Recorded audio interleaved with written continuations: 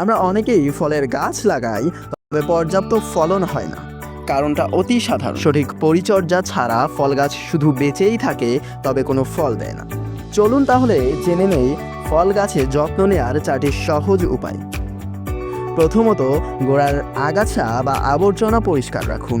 আগাছা গাছের খাবার ও পানি কেড়ে নেয়, তাই প্রতি মাসে অন্তত একবার হাত বা কোদাল দিয়ে পরিষ্কার করুন। দ্বিতীয়ত, বছরে অন্তত 2 বার জৈব সার ব্যবহার করুন। পচা গোবর, কম্পোস্ট কিংবা ছাই মাটির উর্বরতা বাড়ায় এবং ফল মিষ্টি ও পুষ্টিকর হয়। তৃতীয়ত, ফুল আসার সময় কীটনাশক ব্যবহার থেকে বিরত থাকুন। এই সময় মৌমাছি ও পরাগায়নকারী পোকা প্রয়োজন হয় ফল ধরার জন্য, কিন্তু কীটনাশক দিলে তারা মরে যায় এবং ফলন ভালো হয় না। চতুর্থ, ফল ঝরে যাওয়ার পর গাছে হালকা ছাঁটাই দিন।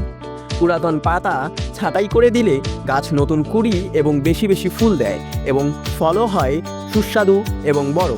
মনে রাখবেন, গাছও একটি জীব এবং পর্যাপ্ত যত্ন পেলে তা আপনাকে ফিরিয়ে দেবে সুস্বাদু উপহার।